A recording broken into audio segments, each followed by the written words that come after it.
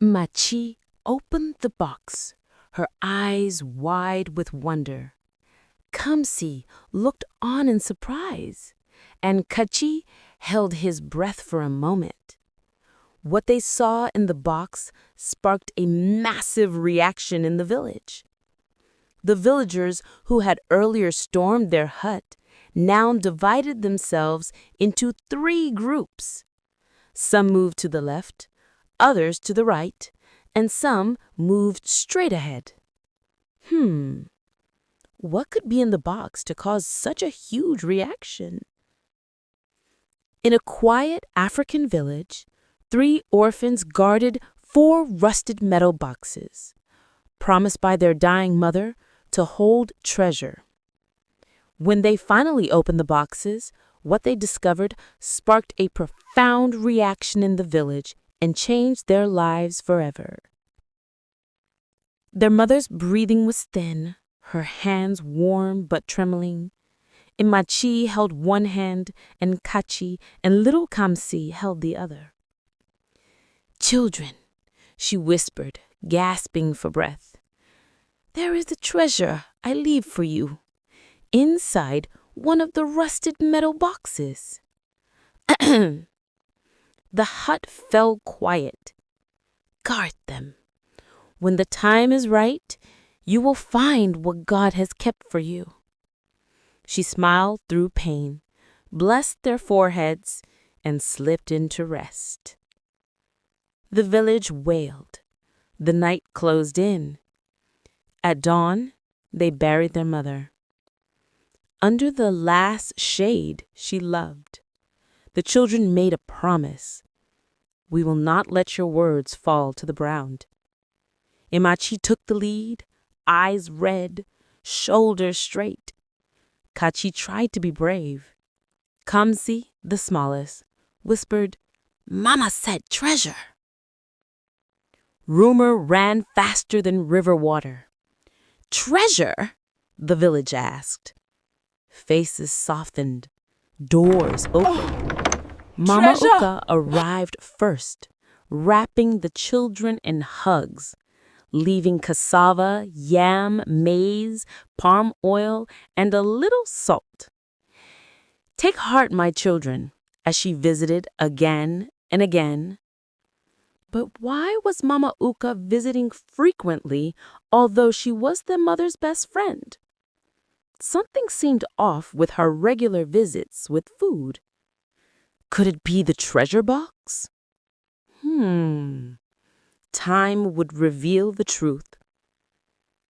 Mmachi and her siblings were in shock as they kept receiving amazing reactions from the neighbors day after day. Since the death of their mother, the neighbors had not stopped bringing tubers of yam, maize, liters of oil, firewood, and friendly smiles. The children felt seen. Hope, like a small fire, warmed their hut. As the days passed, the neighbors hoped for the day the treasure box would be opened. Even Mama Oka's eyes lingered on those boxes a little too long. One day, she came with plenty of food, much more than what she usually brought. Mmachi and her siblings received it. But deep down, Mmachi knew this was not just an ordinary gift. Mmachi was not just a teenage girl. She was a reflective thinker, a young girl growing into motherhood early due to her circumstances. Mama Uka smiled at them deceitfully and said in a subtle voice, "Ahem, my children."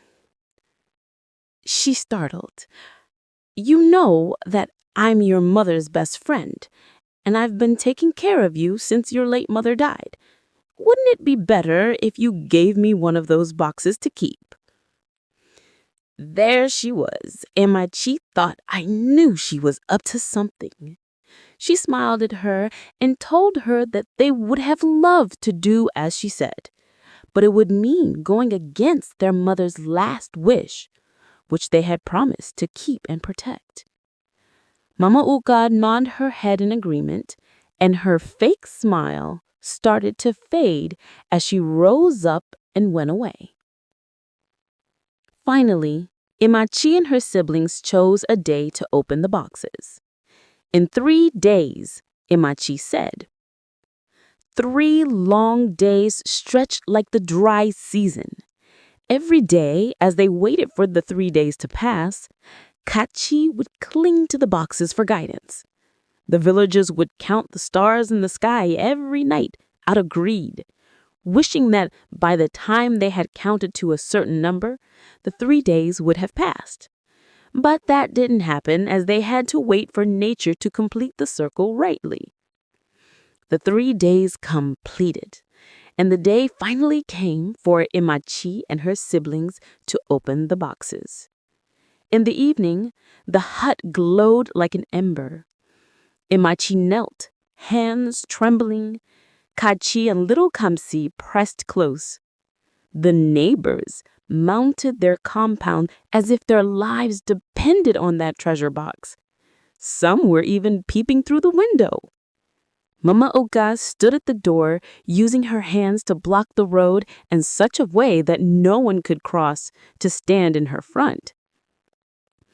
The first box creaked open. Empty.